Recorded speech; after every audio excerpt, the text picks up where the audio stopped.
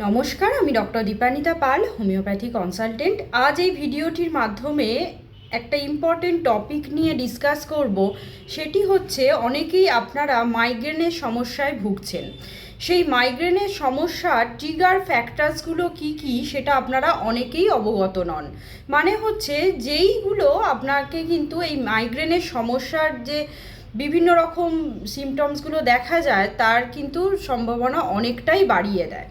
যেমন হচ্ছে, আপনারা যদি রাত্রে কম ঘুমান সেক্ষেত্রেও কিন্তু মাইগ্রেনের অ্যাটাকের সম্ভাবনাকে অনেকটাই বাড়িয়ে দেবে। নাম্বার 2 হচ্ছে, যখনই আপনারা অনেকক্ষণ ধরে কোনো মোবাইল বা ল্যাপটপে কাজ করছেন সেক্ষেত্রেও কিন্তু আপনাদের মাইগ্রেনের অ্যাটাককে বাড়িয়ে দিতে পারে। যেহেতু আপনারা যখন মোবাইল বা ল্যাপটপে কাজ করছেন সেটা যদি সিটিং পশ্চার হয় সেক্ষেত্রে দেখা যাচ্ছে এই নেক মাসেলে একটা টেনশন সৃষ্টি হচ্ছে। সেই টেনশনের জন্য কিন্তু আপনাদের মাইগ্রেনের অ্যাটাককে বাড়িয়ে তুলছে। এছাড়াও চকলেট, চিজ, কোল্ড ড্রিঙ্কস, বিভিন্ন প্রকার স্পাইসি ফুডও কিন্তু আপনাদের মাইগ্রেনের যে হওয়ার সম্ভাবনাকে কিন্তু বাড়িয়ে তুলছে।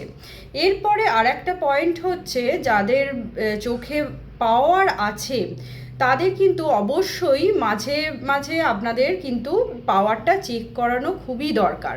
কারণ অনেকের দেখা যায় যদি পাওয়ার চেঞ্জ হয় সেই চশমাটা হয়তো তার পাওয়ারের সঙ্গে অ্যাডজাস্ট হচ্ছে না, তার ফলে দেখা যাচ্ছে কিন্তু একটা মাথা যন্ত্রণা সৃষ্টি হচ্ছে, যেটার যদি তার মাইগ্রেনের সমস্যা থাকে সেটা কিন্তু ট্রিগার ফ্যাক্টর হিসাবে কাজ করছে। এরপরে যেটা পয়েন্টটি হলো, আপনাদের অনেক সময় দেখা যাচ্ছে তীব্র গন্ধ, তীব্র আলো, তীব্র শব্দ, এই সমস্ত জিনিস থেকেও কিন্তু মাইগ্রেনের সম্ভাবনাকে অনেকটাই বাড়িয়ে দিচ্ছে। তাই এই যে জিনিসগুলো বললাম সেই ট্রিগার ফ্যাক্টরসগুলোকে একটু অ্যাভয়েড করার চেষ্টা করবেন।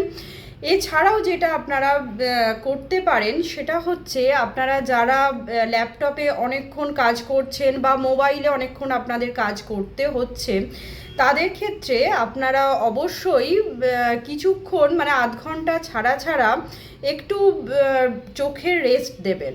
তাহলেও কিন্তু দেখা যাবে অনেক সময় এই মাইগ্রেনের অ্যাটাকের সম্ভাবনা অনেকটাই কমিয়ে দেয়। এরপরে যেটা বলবো, আপনাদের যখন মাইগ্রেনের অ্যাটাক শুরু হয়ে গেছে সেক্ষেত্রে যদি আপনারা এই মাথার এই জায়গাটায় এবং ঘাড়ে যদি আপনারা বরফ লাগান সেক্ষেত্রে দেখা যাচ্ছে আমাদের ভাসো কনস্ট্রিকশন হচ্ছে এবং সেক্ষেত্রেও আমাদের মাইগ্রেনের যে ব্যথাটা সেটার কিছুটা উপশম হবে।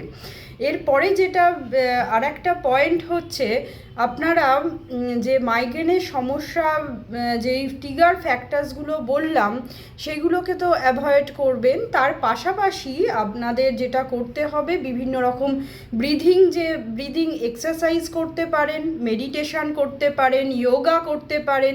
সেইগুলো কিন্তু আপনাদের অনেকটাই ফিজিক্যালি এবং মেন্টালি ফিটনেস দেবে, তার ফলেও কিন্তু আপনাদের মাইগ্রেনের অ্যাটাকের সম্ভাবনা অনেকটাই কমিয়ে দেবে। নমস্কার, সবাই ভালো থাকবেন এবং সুস্থ থাকবেন। আশা করি ভিডিওটি আপনাদের হেল্পফুল হবে। যদি হেল্পফুল হয়ে থাকে অবশ্যই চ্যানেলটিকে সাবস্ক্রাইব করবেন এবং ফেসবুক থেকে যারা দেখছেন অবশ্যই ফলো করে রাখবেন। ভালো থাকবেন।